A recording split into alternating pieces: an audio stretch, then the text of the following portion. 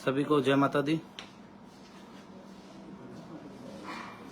Network issue होने के कारण सही से जुड़ नहीं पा रहे थे, तो 3 मिनट लेट हो गए हैं।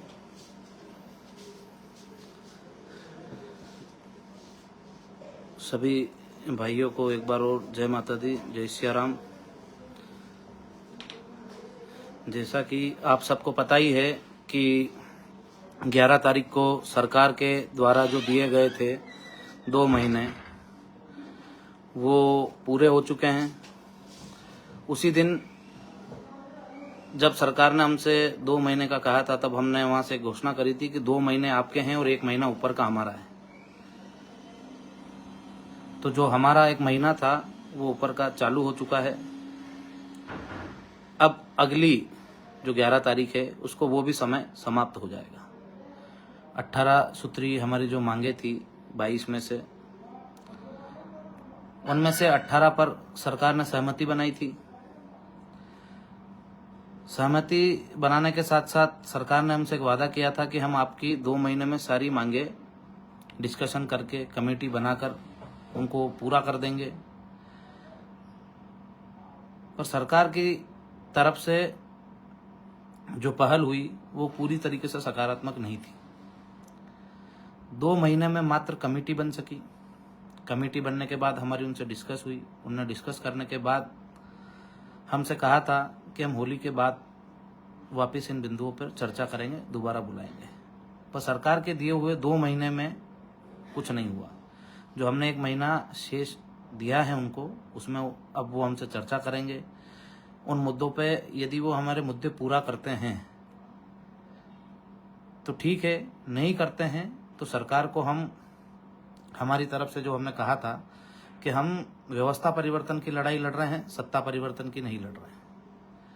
यदि सरकार हमारी बातों को नहीं मानती है तो हम अब सत्ता परिवर्तन की लड़ाई की ओर जाएंगे और उसी ओर अग्रसर होंगे, क्योंकि अब चुनाव में भी समय कम बचा है। यदि सरकार ने हमारी 1 महीने में मांगे पूरी कर दी तो ठीक है, नहीं हुई तो अब हम सत्ता परिवर्तन की लड़ाई को भी लड़ेंगे, पूरी ताकत के साथ लड़ेंगे, पूरी मजबूती के साथ लड़ेंगे। आप सब भाइयों से भी निवेदन है कि जो हम उद्देश्य लेके चले हैं कि हमें हमारी मांगों को पूरा कराना है, सर्व समाज और 36 कौम को साथ में लेके चलना है, और उन सभी की, ये 36 ही कौम की मांगे थी, किसान, छात्र और हम, कोई अलग अलग नहीं है। राजपूत समाज में भी सारे लोग किसान हैं, सारे लोग जो पढ़ाई करते हैं वो सारे छात्र भी हैं। तो हर समाज, हर वर्ग की जो लड़ाई है, हम सब मिलकर मजबूती के साथ लड़ रहे हैं। हम सब ने मिलकर एक विशाल आंदोलन भी किया। सरकार को जो लोग गुमराह कर रहे थे कि लोग इकट्ठे नहीं होंगे, उनको भी हमने मुंह तोड़ जवाब दिया और सरकार तक भी हमारी बात पहुंचाई कि सारे लोग प्रताड़ित हैं, सारे लोग आपकी व्यवस्थाओं से प्रताड़ित हैं, आपकी योजनाओं से प्रताड़ित हैं, इस वजह से सब लोग वहां इकट्ठे हुए हैं। यदि सही योजनाएं सरकार आम आदमी तक पहुंचाएगी, समय समय पे भर्तियां निकलेगी, किसानों की फसलों के भाव अच्छे होंगे, तो कभी आंदोलन नहीं। आंदोलन होने के कारण सिर्फ और सिर्फ ये है कि आपकी जो नीतियां हैं वो गलत हैं, और उन नीतियों को सुधारने के लिए हमने ये आंदोलन किया था। और हम यही चाहते हैं कि हमने जो 18 सूत्री मांगों पे आप और हमारी सहमति बनी है उनको आप पूरा करें, चाहे वो किसानों की हो, छात्रों की हो, चाहे अतिथि शिक्षकों की हो, रोजगार सहायकों की हो, आंगनवाड़ी कार्यकर्ताओं की हो, या जो आउटसोर्स कर्मचारी हैं उनकी हो। सरकार बार बार भेदभाव करके हमारे लोगों पर कार्रवाइयां कर रही है। जैसे कि अभी आपने देखा ही होगा कि आउटसोर्स कर्मचारियों ने भी आंदोलन किया था, और उस आंदोलन के तहत 950 कर्मचारियों को सरकार ने, जो आंदोलनकारी थे उनमें से 950 जो लोग आउटसोर्स कर्मचारी थे उनको बाहर कर दिया, और उनको कहीं ना कहीं बेरोजगार कर दिया जिनके पास रोजगार था। आंदोलन करने वालों को आंदोलन की स्वतंत्रता नहीं है कि यदि वो सरकार के खिलाफ कोई आवाज उठाते हैं तो उनको किसी न किसी तरीके से दबाया जाता है। जैसे आउटसोर्स कर्मचारियों को बाहर किया गया, सहायक सचिवों के ऊपर भी ऐसे ही कहीं ना कहीं कार्रवाइयां हो रही है, उनको भी प्रताड़ित किया जा रहा है कि वो आवाज नहीं उठाए। पर करणी सेना परिवार हर उस अन्याय के खिलाफ लड़ेगा जो सरकार या सरकार के नुमाइंदे करेंगे। हमारे भी कई भाइयों को जिन पे एक एक दो दो मुकदमे थे, उनको भी जिला बदर किया और जिला बदर के नोटिस देने के बाद उनको हाथों हाथ जिला बदर भी कर दिया गया। एक मुकदमा वो भी कैसे, गायों को पकड़ने के, जो गोरक्षक होते हैं वो गायों की रक्षा के लिए अपना सर्वोच्च बलिदान करते हैं और बहुत सारे ऐसे कार्यकर्ता हैं जिन पे गायों को पकड़ने के एक एक दो दो मुकदमे हैं। हाँ, किन पे आपराधिक मुकदमे होंगे और उनको यदि जिला बदर करा है तो उसमें कोई परेशानी नहीं है, पर जो लोग आंदोलनकारी है, जो लोग लड़ रहे हैं, जिनके ऊपर कई सालों से मुकदमे नहीं बने हैं, उन लोगों को भी जिला बदर किया गया। 107-16 के नोटिस लगातार एक एक दो दो बार करके दिए जा रहे हैं। एक बार एक महीने में 107-16 का नोटिस दे दिया, फिर एक लोगों को फिर वापस जो आंदोलनकारी उनको 107-16 के नोटिस दे दिए गए।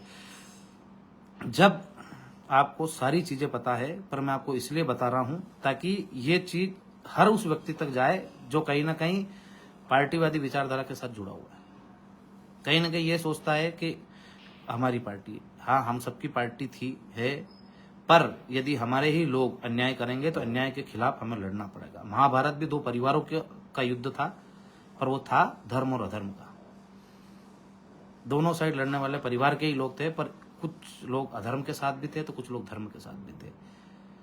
तो हमें धर्म की लड़ाई लड़नी है, भले अपने परिवार से भी लड़ना पड़े तो हम लड़ेंगे, पर धर्म के साथ रहेंगे। उकेन भाई के बारे में भी कल जानकारी आई थी हमारे पास कि उनके साथ कोई घटना हुई है अंदर, पर जब हमने पूरी उसकी तहकीकात करी तो वो घटना झूठी थी। कुछ लोगों ने हमें भड़काने के लिए या हम कोई उग्र रूप में कोई आंदोलन कर दे या कोई ऐसी घटना कर दे, इसके लिए कुछ लोगों ने फेक कॉल के जरिए हमें सूचना पहुंचाई थी कि मैं जेलर बोल रहा हूं, वहाँ उकेन भाई को लग चुकी है। जब हमने वहाँ की तहकीकात करी, अंदर तक हमारे व्यक्तियों को भेजा और उन्हें तलाश करी, तब हमें पता चला कि वो सुरक्षित हैं, उनको कुछ नहीं हुआ है, पर उनके साथ भी अन्याय हो रहा है। किसी व्यक्ति ने एक बार गाली दी, उसको 19 केसों में फंसा दिया गया है। हमने 17 मुकदमों में अभी तक जमानत करा ली, हाईकोर्ट में हमारी जमानत लगी हुई है, पर अब 14 तारीख को यदि हाईकोर्ट का भी फैसला हमारे फेवर में नहीं आया तो हम उस भाई के लिए भी आंदोलन करेंगे। और जिस प्रकार से मैं आमरण अनशन पे 8-7 तारीख से बैठा था, वैसे ही यदि 14 तारीख के बाद हमारे भाई को जमानत नहीं मिलती है, उसे बाहर नहीं लाया जाता है, तो मैं फिर से आमरण अनशन पर एक तारीख डिसाइड करके उस तारीख से बैठूंगा और जब तक हमारा भाई बाहर नहीं आएगा तब तक आमरण अनशन पे बैठा रहूंगा, क्योंकि हमारे भाई के साथ अन्याय हो रहा है। उसने गाली दी, गलती करी।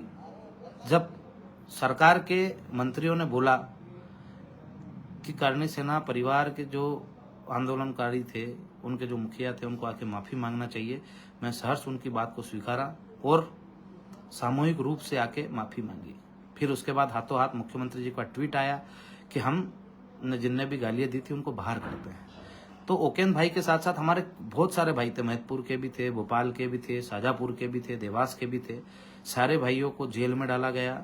जो लोग हमारे साथ आंदोलन में 8 तारीख से लगा के 11 तारीख तक वहां मौजूद थे, उन लोगों को भी झूठे रूप से महतपुर थाने में फंसाया गया, उनको भी जेल काटनी पड़ी। कई नाबालिग लड़कों के ऊपर भी मुकदमे बनाए और उनको जेल भेजा गया, उनका भविष्य खराब किया गया मुख्यमंत्री जी द्वारा। तब भी हमने उनके जो संबंधित मंत्री थे, जो हमसे चर्चा कर रहे थे, हमने उनको भी खबर करी कि आपने हमें आश्वासन दिया था कि आप माफी मांगोगे तो किसी पे कोई मुकदमा नहीं होगा। सबकी हमने जमानतें कराई है और भाई उकेन्द्र राणा के लिए भी मैंने माफी मांगी थी। यदि उन्होंने कोई गाली दी है तो उनकी तरफ से मैं उनका भाई होने के नाते माफी मांगता हूँ। मुख्यमंत्री जी ने ट्वीट करके कह दिया कि सारे जो भी लोग थे जिनने कोई अभद्र भाषा उपयोग करी थी, मैं उनको माफ करता हूँ।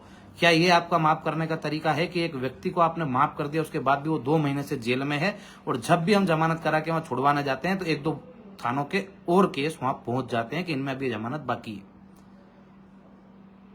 तो ये अन्याय हम सब देख रहे हैं और इसका जवाब हम चुनाव में देंगे। जिस प्रकार से आप षड्यंत्र पूर्वक तरीके से हमारे लोगों को तोड़ना चाहते हैं, आप सोचते हैं कि उनको जिला बदर कर देंगे, हमारे कार्यकर्ताओं को उन पर मुकदमे कर देंगे तो घर में बैठ जाएंगे, दब जाएंगे। जिन जिलों से आप जिला बदर करोगे उन जिलों को छोड़कर प्रचारक के रूप में दूसरे जिलों में हमारे कार्यकर्ता काम करेंगे और आपकी ईंट से ईंट बजाएंगे। आप जिस प्रकार से अनीति और अन्याय कर रहे हैं उसको हम सहन नहीं करेंगे। आपने हमें खाली बोल दिया कि आपकी मांगे पूरी हो जाएगी, 2 महीने पूरे हो गए, आपने कुछ नहीं किया। अभी तक खाली बातें चल रही हैं, जमीन पे कोई काम नहीं। कमेटी बनी कब?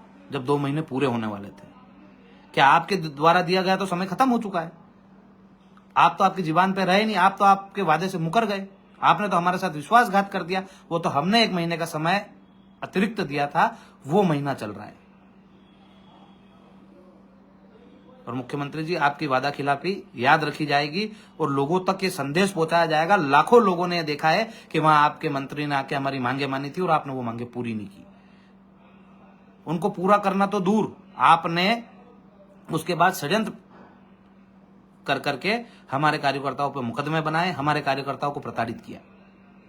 अभी भी हमारे कार्यकर्ता प्रताड़ित हो रहे हैं। आज भी, कल की घटना बताता हूं कि कल भी हमारे भाइयों को, कई भाइयों को जिला बदर किया गया।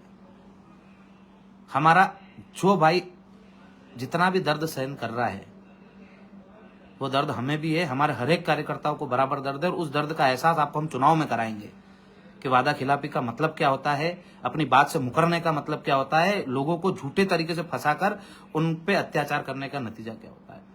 हमारे आउटसोर्स कर्मचारी भाई आंदोलन कर रहे थे, आपने उनको, आंदोलन करने वाले भाइयों को नौकरी से निकाल दिया। 950 भाइयों को आपने नौकरी से निकाला है।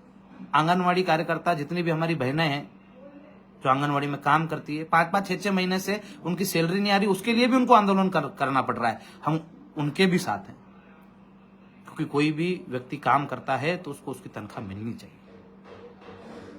आप उनको तनख्वाह देने में सक्षम हैं? आप अनाप शनाप खर्चा कर करके आपके सरकारी कार्यक्रम करवा रहे हैं, पर जो लोग आपके लिए दिन रात दौड़ते हैं, आंगनवाड़ी कार्यकर्ता घर घर जाकर बच्चों को घर से लाकर आंगनवाड़ी में, जो गरीब लोग हैं, जो गरीब परिवार के लोग हैं, उनके बच्चों को पढ़ाने का काम करती है, उनकी देखभाल करती है, उन बहनों के लिए आप कुछ नहीं कर सकते। और आप बोलते हैं कि आप प्रदेश के मामा हैं, आप हर बहन के भाई हैं, हर बच्चे के मामा हैं। आपको उनको भी तनख्वाह देनी चाहिए और वो भी हमारे साथ है और हम उनके साथ हैं। सहायक सचिवों को बार बार प्रताड़ित किया जा रहा है, डराया जा रहा है, धमकाया जा रहा है कि आप आंदोलन में शरीक मत होना आप किसी में, वरना आपकी भी नौकरी ले ली जाएगी। क्यों नहीं होंगे? क्या वो अपने हक अधिकारों की आवाज उठा रहे हैं, वो गलत कर रहे हैं? हम चाहते हैं कि सहायक सचिवों को भी सचिवों की तरह परमानेंट किया जाए, दैनिक वेतनमान पर न करते हुए उनको स्थायी किया जाए। अतिथि शिक्षकों के लिए हमने बात रखी थी, आपने अभी तक उनके लिए भी कुछ नहीं किया। वो भी बेचारे बहुत परेशान है, बहुत प्रताड़ित है और अपने आप को कहीं ना कहीं ठगा हुआ महसूस कर रहे हैं। हम उनके भी साथ हैं, हम उनकी भी लड़ाई लड़ रहे हैं और आगे भी यदि हमें लड़ना पड़ा तो हम उनकी भी लड़ाई लड़ेंगे। कई स्वास्थ्य कर्मी जो कोरोना काल में, हमारे माननीय प्रधानमंत्री जी तक भी ये बात पहुंचनी चाहिए, इसलिए आप इसको ज्यादा से ज्यादा शेयर करना। उनने भी कहा था कि जितने भी कोरोना योद्धा है उनकी नौकरी नहीं ली जाएगी। उनने अपनी जान पे खेलकर अपने देश के देशवासियों को बचाया। हर प्रदेश में कोरोना योद्धाओं ने अपना काम किया, अपनी जान पे खेल के अपने लोगों को बचाया, उनको स्वास्थ्य सुविधाएं मुहैया करवाई। पर क्या उनके साथ सरकार ने न्याय किया? आर्थिक स्थिति कमजोर होना बताया सरकार ने कि हमारे पास पैसा नहीं, और उनको हटा दिया और वही काम प्राइवेट कंपनियों को दे दिया। तो जिन लोगों का योगदान है, जिन लोगों ने उस समय अपनी जान की परवाह किए बगैर प्रदेश के हर एक व्यक्ति की सुरक्षा की, क्या उनके साथ अन्याय होना चाहिए? वो किसी भी जाति वर्ग धर्म का हो सकता है, उसको न्याय मिलना चाहिए। हम भी न्याय की ही बात कर रहे हैं। हमने भी यही कहा है कि उनको न्याय मिले। जिन कोरोना योद्धाओं ने अपना सर्वोच्च न्योछावर किया, उनके साथ अन्याय हो रहा है और हम चुप बैठे। हमने उनकी भी बात रखी थी, आपने उनकी भी बात पूरी नहीं करी। हमने एक भी बात अनलीगल नहीं रखी। आज किसान कहीं ना कहीं अपने को ठगा हुआ महसूस कर रहा है। जितना वो लागत लगाता है उतनी लागत उसको मिलती नहीं है। हमने यही तो कहा था कि आप फसलों के मूल्य स्वामीनाथन कमेटी के आधार पर तय करो, खाद बीज के रेट जो हैं वो न्यूनतम करो और समय पे मिल जाए, वो बड़ी बात है। आपकी सोसाइटियों में खाद बीज समय पे नहीं मिलता और वही खाद बीज ब्लैक में ज्यादा कीमत में मिलता है। लोग ब्लैक में लेके आते हैं, सोसाइटी पे नहीं मिलता है, ज्यादा कीमत में खरीद के लाते हैं, क्योंकि खाद की आवश्यकता जब खेत को होती है तभी होती है। बाद में आप गर्मी के टाइम पे खाद दोगे तो हमें कोई काम का नहीं है। आज किसान परेशान है, आज देश का जवान परेशान है। आपने देश के जवानों के लिए क्या किया? 10% आरक्षण उनको अलग से मिलता था, वो आपने समाप्त कर दिया। हमने कहा कि आप उसकी भी मांग को जल्दी से जल्दी लागू करो। सबसे पहले किसानों की और जवानों की बात सुनो, कोरोना योद्धाओं की बात पूरी करो, सहायक सचिवों की बात पूरी करो। आपने करी? नहीं करी। आप खाली बातें करने में मग्न हो, आपको काम करने में कोई इंटरेस्ट नहीं है। हम आपकी भावनाएं समझ रहे हैं। जो काम करते हैं, जो वादों पे खरे उतरते हैं, वो कभी भी लोगों पे झूठे मुकदमे करवाकर या सरकारी तंत्र का उपयोग करके लोगों को जिला बदर नहीं करवाते। आपने हमारे भाइयों को जिला बदर कराए, हम आपको प्रदेश से बदर करके बताएंगे। समय आने दीजिए। आपसे आज भी हम हाथ जोड़ के निवेदन कर रहे हैं कि हमारे जो भाई हैं उनको प्रताड़नाएं देना बंद करें, उन पे झूठे मुकदमे बनाना बंद करें। जितने भी आउटसोर्स कर्मचारियों को बाहर किया है उनको बहाल करके वापस उनकी नौकरियां दी जाए। आप एक तरफ रोजगार देने की बात करते हैं और आपने प्रदेश के 950 कर्मचारियों को रोजगार से बाहर कर दिया। तो आप जो बोलते हैं वो करके दिखाएं। हम भी यही चाहते हैं कि हमारी जो मांगे हमने रखी है वो पूरी हो। हम सत्ता परिवर्तन के कतई पक्ष में नहीं है, पर यदि आप नहीं माने तो हमें सत्ता परिवर्तन करना पड़ेगा। हमारी बातें कोई सा भी दल यदि लेके चुनाव लड़ेगा तो हम उसके साथ भी रहेंगे। यदि आपने पूरी नहीं करी तो हमें हमारा दल बनाने की आवश्यकता पड़ी तो हमारा दल बना के भी उतरेंगे, यदि कोई दल हमारे साथ नहीं आया तो। पर हम इस बार ईंट से ईंट बजाएंगे और आपको बताएंगे कि जो आर्थिक रूप से कमजोर है या मध्यम वर्गीय, जो वास्तविक योजनाओं से वंचित जो लोग हैं, जिनकी हम लड़ाई लड़ रहे हैं, वो आपको किस प्रकार से जवाब देते हैं और किस प्रकार से प्रदेश की जनता हमारा साथ देती है और आपको प्रदेश से बाहर करती है। हमने आर्थिक आधार पर आरक्षण मांगा। आरक्षण में कहाँ लिखा है कि किसी जाति विशेष को आरक्षण मिलना चाहिए? उसमें लिखा है शोषित वंचित पीड़ित। तो शोषित वंचित पीड़ित किसी भी जाति, वर्ग या धर्म का व्यक्ति हो सकता है। जिसका शोषण हो वो शोषित है, जिसको प्रताड़नाएं मिलती वो पीड़ित है, और जो शासन की योजनाओं से वंचित है वो वंचित है। तो शोषित, पीड़ित और वंचित में कहीं जाति नहीं है। हर धर्म, हर वर्ग का व्यक्ति, चाहे वो जनरल से हो या ओबीसी से हो या एसटी एससी से हो, हम भी यही चाहते हैं कि शोषित वंचित पीड़ित को इसका अधिकार मिले और उसको आरक्षण का लाभ मिले। हम चाहते हैं कि आर्थिक रूप से आरक्षण हो। हम चाहते हैं एट्रोसिटी एक्ट में बदलाव हो। बार बार लोग भ्रमित करते हैं कि हम एट्रोसिटी एक्ट समाप्त करना चाहते हैं। हम हमेशा से यही चाहते हैं कि एट्रोसिटी एक्ट में बदलाव हो, जांच हो, बिना जांच के कोई व्यक्ति जेल नहीं जाए। और एट्रोसिटी एक्ट लगता किस पे? सामान्य और ओबीसी, जो इस देश में 72% है, उन 72% लोगों पर आपने एक कानून थोप दिया, एट्रोसिटी एक्ट, जो जनरल और ओबीसी दोनों पे लगता है। ओबीसी भी उतना ही एसटी एससी एक्ट से प्रताड़ित है जितना जनरल है। तो ये किसी एक जाति के लिए लड़ाई नहीं है, ये हर उस व्यक्ति के लिए लड़ाई है जिसके साथ अन्याय होता है। हम कभी नहीं चाहते कि एसटी एससी के भाई के साथ कभी अन्याय हो, कभी उसको घोड़ी से उतारा जाए, कभी उसको मंदिर जाने से रोका जाए। आज देश के जितने भी धार्मिक स्थल हैं, कहीं जाति देख के एंट्री नहीं है। आप महाकाल बाबा के वहां पधारिए उज्जैन, क्या वहां किसी को धर्म देख के एंट्री दी जाती है, जात देख के एंट्री दी जाती है? जिसकी आस्था, जिसकी श्रद्धा महाकाल बाबा में है, वो हर एक व्यक्ति वहां दर्शन करता है। आप साम्राज्य पधारिए, क्या वहां कहीं लिखा है कि कौन सा व्यक्ति वर्जित है और कौन सा नहीं है? वहां भी जिसकी आस्था है, जो भगवान में विश्वास रखता है, वो हर एक व्यक्ति जाता है। आज अयोध्या का राम मंदिर बन रहा है, तो जब वो राम लल्ला बाहर थे तो उनके भी दर्शन करने सभी जाते थे। आज तिरुपति जी में वहां कहीं लिखा है? कहीं नहीं लिखा है। देश के जितने भी बड़े मंदिर है या छोटे मंदिर है, कहीं जाति के हिसाब से रोका नहीं जाता, जाति के हिसाब से कहीं किसी को टोका नहीं जाता कि आप जाओगे, आप नहीं जाओगे, आप दर्शन करोगे, आप नहीं करोगे। तो हम भी ये कतई नहीं चाहते कि किसी भाई के साथ अन्याय हो, किसी को कहीं मंदिर जाने से रोका जाए या किसी को घोड़ी पे बैठने से रोका जाए। हम चाहते हैं कि घोड़ी की जगह हाथी पे जाए। हम चाहते हैं कि हर एक मंदिर में वो भगवान के दर्शन करे, पर जो भगवान का ही विरोध करते हैं उनका विरोध तो हम करेंगे। हम तिरंगे का सम्मान करते हैं तो भगवा का भी सम्मान करते हैं। हमारी आस्था हमारे भगवान में है और वो रहेगी, और जिसकी भी हमारे साथ आस्था है भगवान में, हम उन सबका सम्मान करते हैं। तो आप सब भाइयों से निवेदन है कि अगले युद्ध के लिए तैयार रहें। हम वो लोग नहीं हैं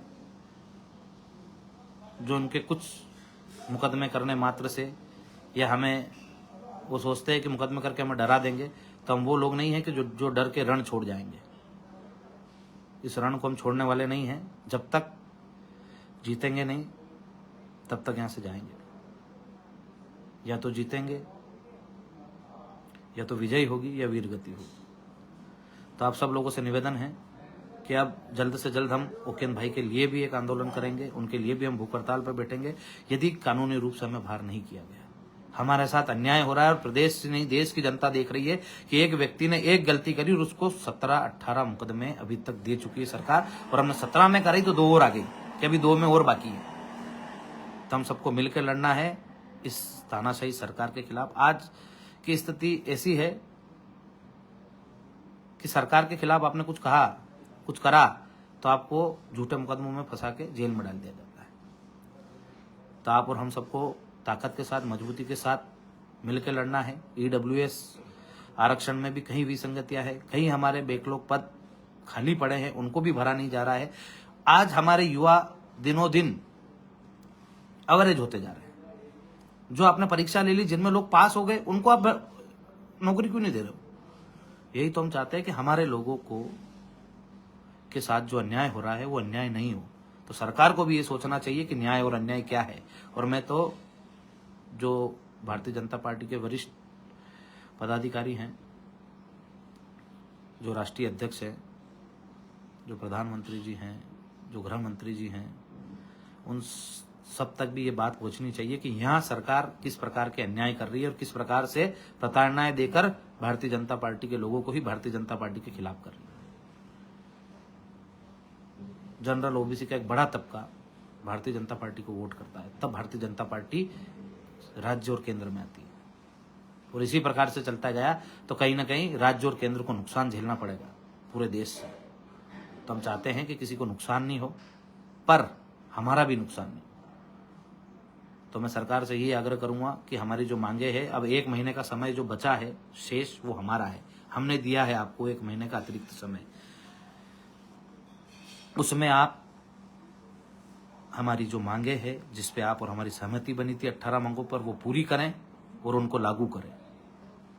यदि आप लागू करने में असक्षम रहे तो हम भी विरोध करेंगे, और उसके बाद इस 1 महीने के बाद आपकी और हमारी कभी वार्ता नहीं होगी, आपकी और हमारी कभी बैठक नहीं होगी। हम बार बार आपके द्वारा जिस तरह से आप हमें बेवकूफ़ बनाते हैं या हमें समझते हैं, उस प्रकार से ना तो हम बेवकूफ़ हैं, ना हम आपसे बेवकूफ़ बनने वाले हैं। किसी भी आंदोलन को यदि हम करते हैं तो यदि उसमें कोई प्रतिनिधि मंडल आता है और वो बातें मानता है, तो हम यही चाहते हैं कि इस आंदोलन की वजह से देश को, प्रदेश को कोई नुकसान नहीं हो। तो आपने हमारी बातों को आके स्वीकारा, आपने माना, आपने हमको लिखित में दिया, तब हमने आंदोलन समाप्त किया है। और आप सोचते हैं कि इनको हमने बेवकूफ़ बना दिया है, अब ये कुछ नहीं कर पाएंगे, तो आपको अब हम विधानसभा चुनाव में बताएंगे कि हम क्या कर सकते हैं और हम क्या करेंगे। तो आपसे निवेदन है कि आप हमारी बातों को, जो हमारी 18 सूत्री मांगे हैं, जो स्वास्थ्य कर्मियों की हो, कोरोना योद्धाओं की हो, अतिथि शिक्षकों की हो, चाहे ईडब्ल्यूएस में जितने भी हमारे भाइयों ने जिनकी नौकरियां बाकी हैं, 51,000 पद जो अभी तक हमारे बैकलॉग पड़े हैं वो अभी तक भरे नहीं हैं, जो भी आगे भर्ती आने वाली है उनमें जो आप हमारे साथ अन्याय कर रहे हैं, जो 10% आरक्षण के अनुरूप जो पद आने चाहिए वो नहीं दे रहे हैं, उन सब चीज़ों को आप तुरंत दुरुस्त करें और हमारी जो भी मांगे हैं उनको पूरा करें। यदि आप नहीं कर पाते हैं तो आप विरोध झेलने के लिए भी तैयार रहना। और मैं सरकार को चेतावनी दे रहा हूँ, ओकेन भाई जो हमारा भाई है उसकी तरफ से हमने माफ़ी मांगी थी, आपने उनको क्षमा किया था, जो मुख्यमंत्री जी हैं। यदि आपका क्षमा करना ये है तो कहीं ना कहीं लोगों को लगेगा कि उन्होंने जो गाली दी थी वो सही थी। यदि किसी व्यक्ति ने गलती करी और सामने वाले के भाई ने माफ़ी मांग ली, क्योंकि उनके पास तो मोबाइल है नहीं, वो तो लाइव चलाते नहीं, ना तो वो फेसबुक चलाते, ना आपकी उनसे मुलाकात हुई, वरना हम उनसे माफी मंगवा देते। उस दिन आपने कहा था, आपके मंत्रियों ने कहा था कि जीवन सिंह को माफी मांगना चाहिए, तो जीवन सिंह ने माफी मांग ली थी। और आपने हमारे माफी मांगने के बाद भी यदि उसे सजा पे सजा देते जा रहे हैं, तो आप कौन सा धर्म निभा रहे हैं? कहां आपने माफ करा? आप तो उसको सजा दे रहे हैं। आप मुंह पे लोगों के कुछ और है और आपके दिल में कुछ और है, ये आप खुद साबित कर रहे हैं। तो हमारा भाई जल्द हमारे बीच में आना चाहिए। नहीं आया तो उसके लिए भी आंदोलन होगा, आमरण अनशन पर। यदि 14 तारीख को जमानत नहीं हुई तो 15 तारीख देखकर जो भी तारीख हम डिसाइड करेंगे, 15 हो 16 हो, उस दिन से मैं आमरण अनशन पर समय जगह डिसाइड करके बैठूंगा।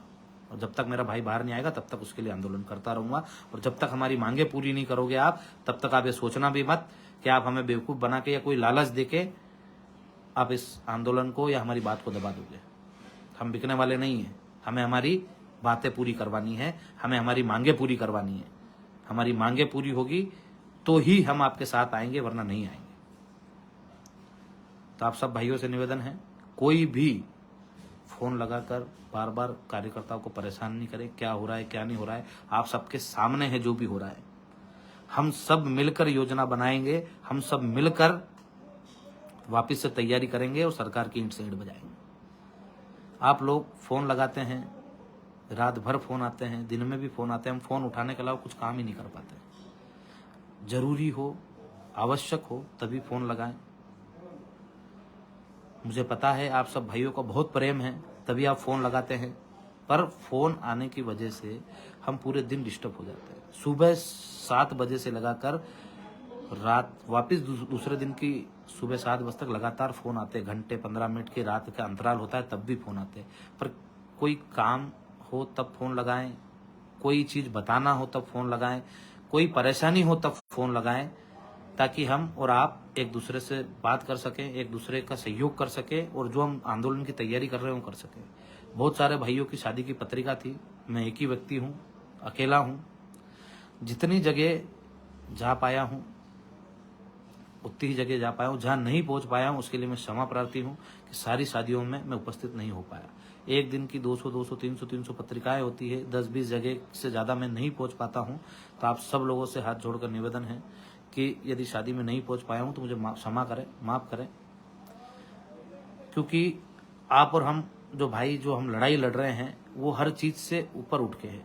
आज आप और हमें ये समझना पड़ेगा कि हमें मानसिक रूप के अलावा कानूनी रूप से भी गुलाम बनाने की साजिशें और कोशिशें चल रही है। हमें उसके खिलाफ लड़ना है। हमें हरेक करने से नहीं, कोई क्रांतिकारी बनकर उस लड़ाई को लड़ना है और उस लड़ाई को उसके अंजाम तक ले जाना है। तो आप सबसे निवेदन है कि इन सारी सांसारिक बातों से परे होकर हमें आंदोलन की तैयारी करनी है। कौन किसके शादी में पहुंच पा रहा है, कौन नहीं पहुंच पा रहा है, उसको नहीं रखना है। हमें सिर्फ एक लक्ष्य रखना है कि आप और हम जो लड़ाई लड़ रहे हैं वो अन्याय के खिलाफ है और उसके लिए हमें हमेशा पहुंचना है। हम किसी शादी में पहुंच पाए नहीं पहुंच पाए, कहीं बैठने पहुंच पाए नहीं पहुंच पाए, मगर कहीं किसी के साथ अन्याय होता है तो हमें वहां पहुंचना है, दौड़ते हुए पहुंचना है और जल्दी से जल्दी पहुंचना है। तभी हम हमारे उद्देश्यों में सफल हो पाएंगे। तभी हम जो हमें हमारी जो 18 सूत्री मांगे हैं उनके लिए लड़ रहे हैं, या जो हम सर्व समाज की बात करते हैं सर्व समाज के लिए लड़ रहे हैं, तभी उस उद्देश्य में हम पूरी तरीके से सफल हो पाएंगे। तो आप सब लोगों से निवेदन है कि अब जो भी आंदोलन की रूपरेखा बनती है, हमें कैसे करना है, क्या करना है, किस प्रकार से लड़ना है, चुनाव में किस प्रकार से किसका सहयोग करना है, किसका नहीं करना है, उसकी जानकारी भी बैठक करके या फिर लाइव के माध्यम से दी जाएगी। आप और हम सबको आज से ही तैयारी में भिड़ना है, क्योंकि अब सरकार के पास अगली 11 तारीख ही है। अगली 11 तारीख जो आने वाली है उस पर उनका समय समाप्त हो जाएगा। उसके बाद समाप्त उनका इस 11 तारीख को समय तो उनका इस 11 तारीख को ही समाप्त हो गया था, पर जो आप और हम सब ने 1 महीने का एक्स्ट्रा समय दिया था वो भी समाप्त हो जाएगा। और उसके बीच में यदि सरकार सकारात्मक रूप से उनको पूरा कर देती है, उनको लागू कर देती है, तो हम तहे दिल से उनका धन्यवाद करेंगे और उनके साथ उनकी आवाज़ में आवाज़ मिलाएंगे। तो आप सब लोगों से निवेदन है कि जो काम की चीज़ें हैं वही डालें। फेसबुक पे अनगल किसी भी समाज या किसी जाति के बारे में कुछ नहीं लिखें। आप और हमारी जो लड़ाई है वो बहुत लंबी चलने वाली है और हम उसको जीतेंगे। ये इसका विश्वास मुझे भी और आपको भी रखना पड़ेगा कि हम इस लड़ाई को जीतेंगे। और जीतने के लिए बहुत कुछ छोड़ना पड़ता है। बहुत कुछ त्याग करना पड़ता है और आप और हम सबको मिलकर त्याग करना पड़ेगा। हमारी इच्छाओं का त्याग करना पड़ेगा। हमें ये त्याग करना पड़ेगा कि हमारा भाई किसी शादी या किसी मौत गाते कार्यक्रम में आज आ पाए कि नहीं आ पाए, पर जहां भी कोई भाई मुसीबत में हो उसके पास पहुंच पाए। हालचाल आपके भाई के अच्छे हैं, अच्छे ही रहेंगे। हालचाल पूछने से अच्छा है हम लोगों की मदद करें, उनको जोड़ने का काम करें। आप और हम सब मिलकर जोड़ेंगे तो जैसे हमने एक विशाल कड़ी बनाई है वो और भी विशाल हो जाएगी और पूरे देश में हमारे करनी सैनिक हैं, काम करते हैं, तो पूरे देश में हम सब एक चेन बना के काम करेंगे। जहां भी कोई हमारे विचारों को लेकर लड़ाई लड़ता है तो हमें उसके साथ भी खड़ा होना है। हमें संगठनवाद की लड़ाई नहीं लड़ना है, हमें लड़ना है अधर्म और धर्म में फर्क जो होता है ना, उसकी लड़ाई लड़ना है। हम धर्म के साथ हैं तो हमें धर्म की लड़ाई लड़ना है, हमें न्याय की लड़ाई लड़ना है। तो आप सबसे निवेदन है सभी भाइयों से कि जो हम सब मिलकर संघर्ष कर रहे हैं उस संघर्ष की जीत भी होगी। हर वर्ग हर धर्म के व्यक्ति को लाभ भी मिलेगा। जो हम 36 कौम के हितों की बात कर रहे हैं उनके हितों का संरक्षण भी होगा और उनके साथ जो अन्याय हो रहा है उसको भी हम रोकेंगे और उनको न्याय दिलाएंगे। तो आप सबसे निवेदन है कि उस लड़ाई को लड़ने के लिए हमें मजबूती प्रदान करें। और जो भी भाई, आपको पता है मुझे ऐसी बात नहीं बोलना चाहिए, शराब पी के रात में उल्टी सीधी बातें करते फ़ोन लगाते हैं, मैं उनसे हाथ छोड़ के निवेदन करना चाहता हूँ कि आप और हम सब एक ही हैं, पर इस प्रकार की जो घटनाएं होती है वो कहीं ना कहीं हमारे दिल को भी हाथ पहुँचाती है। रात में 12 बजे 1 बजे हमारा भी परिवार है, हम भी हमारे परिवार के साथ रहते हैं, तो कहीं ना कहीं आपकी वजह से उनको भी परेशानी होती है। मैं ये नहीं बोल रहा हूँ कि रात में कोई फ़ोन नहीं लगाए, जब भी किसी व्यक्ति को मुसीबत हो रात में फ़ोन लगाए, मैं हमेशा से फ़ोन उठाता हूँ, रात हो दिन हो। जिस व्यक्ति का फ़ोन नहीं उठा पाता हूँ उसको मैं वापस कॉल भी करता हूँ। तो जिस भी भाई का कॉल आता है, एक बार कॉल लगाए नहीं उठा पाता हूँ तो सेकंड टाइम मैं खुद लगाता हूँ। तो आप सब भाई मेरी बहुत बड़ी दुविधा में हूँ, इसमें मेरी मदद करें कि मैं कहीं ना कहीं फ़ोन की वजह से परेशान हूँ। पूरा दिन फ़ोन उठाता हूँ, किसी को लगता है कि मैं झूठ बोल रहा हूँ तो मेरे साथ आ सकता है, 2 दिन रहे 3 दिन रहे, उसको पता चल जाएगा उस भाई को कि मैं कितना परेशान हो जाता हूँ फ़ोन की वजह से, सुबह से लगा के रात तक। और फिर भी जब फ़ोन हम नहीं उठा पाते, किसी कार्यक्रम में होते नहीं उठा पाते, और जब फ़ोन लगाते हैं तब बोलते हैं कि फ़ोन क्यों नहीं उठाया उस समय। मैं भी आपका भाई हूँ, आपका साथी हूँ, आपके ही जैसे परिवार से हूँ, मैं कोई करोड़पति नहीं हूँ। तो आप सब से निवेदन है कि मुझे भी काम धंधे करने पड़ते हैं, पैसा कमाना पड़ता है, तो वो सब काम तो मैं करता ही हूँ, पर उसके साथ साथ ये फ़ोन जो आते हैं जो बिना काम के होते हैं, तो कोई दारू पी के लगा रहा है रात में, कोई हालचाल पूछने के लिए लगा रहा है रात में 2 बजे 3 बजे, तो जिसको भी हालचाल पूछना वो सुबह से लगा के शाम तक 7-8 बजे तक लगा सकता है फ़ोन। कोई भी काम हो रात में किसी भी समय आप फ़ोन लगाना, मैं उठाऊँगा, उठाता भी हूँ। जो फ़ोन नहीं उठा पाता हूँ वो वापस कॉल बैक करता हूँ। तो आप सब लोगों से निवेदन है कि थोड़ा सा हमारा साथ दे। हम और आप जो अन्याय के खिलाफ जो लड़ाई लड़ रहे हैं उसमें हम कमज़ोर नहीं पड़े, इसके लिए हमें आपके साथ सहयोग और समझदारी की आवश्यकता है कि आप और हम जो लड़ाई लड़ रहे हैं वो हम सबके लिए लड़ रहे हैं।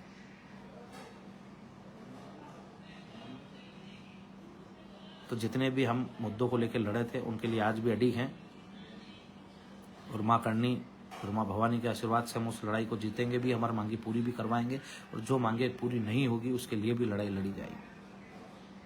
तो आप सबसे निवेदन है कि इस वीडियो को ज़्यादा से ज़्यादा शेयर करें, ज़्यादा से ज़्यादा भाइयों तक पहुँचाएँ, ताकि आप और हम जो लड़ाई लड़ रहे हैं वो हर व्यक्ति तक पहुँच जाए। हमारी जो 18 सूत्री मांगे, जिन मांगों पर हमारी सहमति बनी थी, उन मांगों को हम पूरा करा सकें। मैं सारे वर्गों को बोल चुका हूँ, किसी वर्ग का भूल गया हूँ नाम लेना, तो भी मैं आपसे बोलना चाहता हूँ कि जो भी मांगे हमने उठाई थी वो सारी मांगों के लिए हम अडिग है, हर वर्ग के लिए हम अडिग है, और सारे लोगों की बातों को उठाकर उनको पूरा कराने के लिए भी हम लगे रहेंगे और उनको पूरा करवा के छोड़ेंगे। इसी के साथ जय माता दी, जय माँ करनी, जय श्री राम।